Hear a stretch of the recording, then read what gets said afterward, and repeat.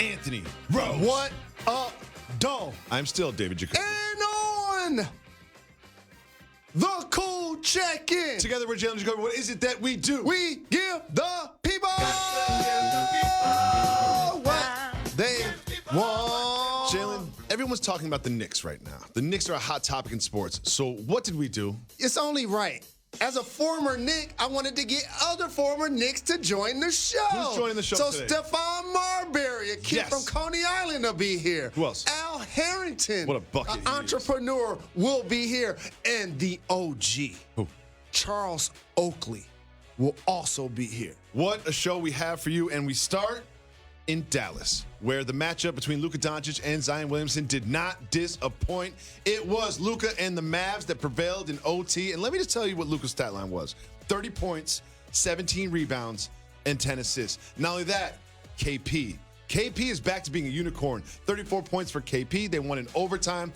Is this Mavs team a threat to knock somebody out in the first round? They're not a threat to knock out either one of the Los Angeles teams. Okay. However, talk to me, Mr. Rose. Teams like Denver, Houston, and Utah got to hear the footsteps of the Dallas Mavs coming.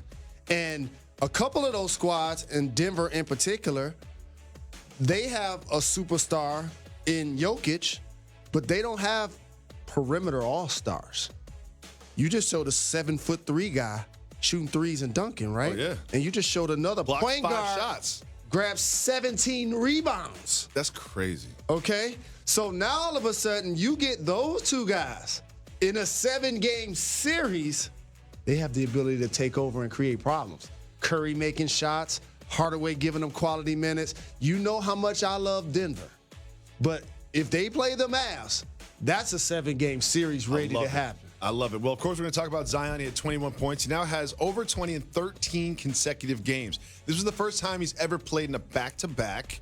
Looked a little tired to start the game, put it on in the second half. Do you think they should be playing him in back-to-backs? Don't let Charles Oakley hear you say that somebody finally playing in back-to-backs, okay? Because those elbows is sharp that he got. Let me tell you something.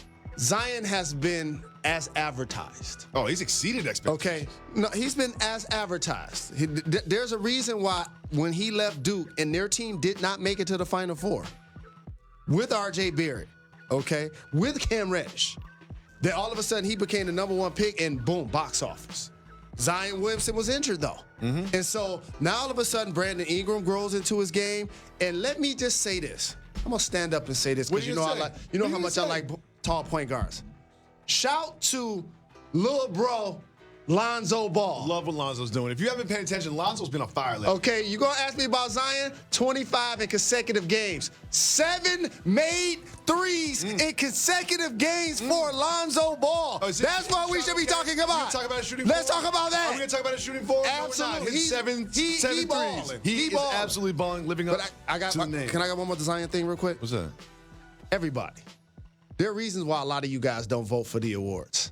Zion Williamson can't win Rookie of the Year this season. No, he can't. No, he can't. There's somebody named Ja Morant that's sitting on the 8th spot. And Ja Morant is sitting in the 8th spot, right? And we're going to keep an eye on this 8th spot because the Pelicans played Zion in back-to-back, but they are now pretty far away from that 8th spot. There are a lot of teams in between them and the 8th spot. If you look at that right there, there are 3 teams trying to chase down the Grizzlies.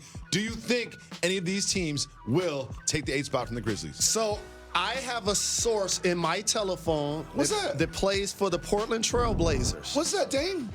Maybe. It's Dame. I know it's Dame. And this person told me, y'all keep pushing Memphis to the playoffs. Y'all keep rooting for Zion to get to the playoffs. But all I know is when it's time for the playoffs, we're going to be there. So I'm going to believe my source. So right now, Memphis is holding down the spot. Pelicans are done. It's over. And it ain't about the games. You said the key. It's all of the T's that you have to leapfrog. So people are going to say, well, they got the easiest strength of schedule. Yeah, or they're only 4 games back. Well, they got to get over the Spurs. They got to get over the Kings. They got to get over the Trailblazers and then chase down the Grizzlies. Can't do it.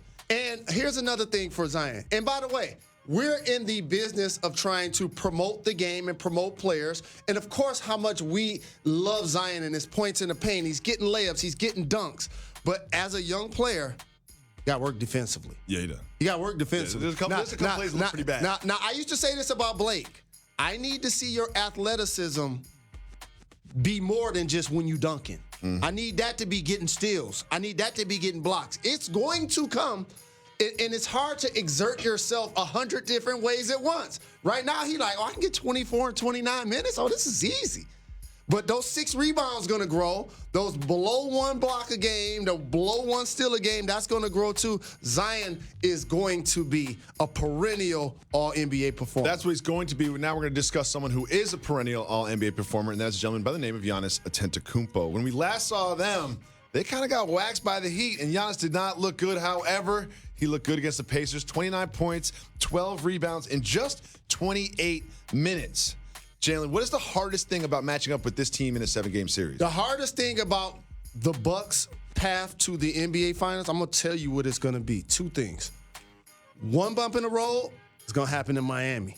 The second one is going to happen in Boston. Oh, yeah. This is not going to be a cakewalk for the reigning MVP who has a chance to win back-to-back. And I know they're running away with the regular season. And you know why that's going to matter? Home court. That's when it matters in the playoffs. Yep. They're going to need it. They're going to need it. They're going to flirt with 70, but they're going to need it because those 2 teams match up really well. You know what I'm looking with at, the Jalen Milwaukee Rose? Bucks. Can I tell you a date I got circled on my calendar? It's called March 16th. You know what happens then? When? The Heat What?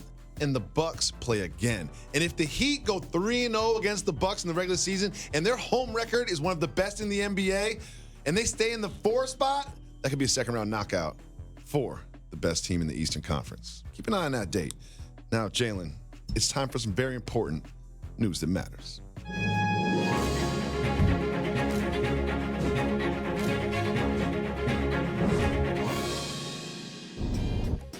Jalen, do you remember when we won Family Feud? Yeah, That was because so of much you. fun. Because was so of much you. fun. And I learned today on Get Up that you won Celebrity Jeopardy? I did. No, who are you going up against? What are you saying about me? What are you saying? Who are you going up against? Hey, fam, I've won Jeopardy. I've won Wheel of Fortune. You won me Family Feud. I got you, Family Feud. It's a team. We're a team, man. When you win, I win. But Amina gave the best answers. Oh, yeah, she always did. Shout out to Amina. Okay. Well, last night on Jeopardy, let's just take a look at what happened. Roll it, Tommy. Joel Embiid in 2019 won the trademark for this nickname of his that also describes the 76ers' strategy of improving the team. Paul. What is do a 180? No. Margaret or Mike? What is the process? Come on, Paul. Come on, Paul. What are you doing? I got Paul's back. I got Paul's back. No, you can't. I got you his can't back. ride for Paul on this one. Even I got his back. Here you go. Go ahead. Paul doesn't watch a lot of basketball, clearly. No. Okay. So he did something really smart, though. When he looked deeper into the question and he realized that it was about turning around your fortunes, he was like, do a 180. He was freestyle. Paul, you can't click the button. You can't click the button, Paul, if you don't know the answer. You see Mike and Margaret sit there? Mike and Margaret are like, I ain't answering that. Embiid was watching. Yeah, he was. And he even changed his profile to it now. His profile on Twitter, which I thought was absolutely brilliant. Joel Embiid always has his finger on the pulse, man. He doesn't always win basketball games, but he always wins at social media. Jalen, once again, who's going to be joining us right in this studio during this program? I am so very excited that Starberry will be here. Stephon Marbury's in the building. Al Harrington will be here. The Walking Bucket will be here. And Charles Oakley. Charles Oakley, be Stephon here. Marbury, Al Harrington, all coming by. Make sure you stay tuned to a very special Jalen and Jacoby.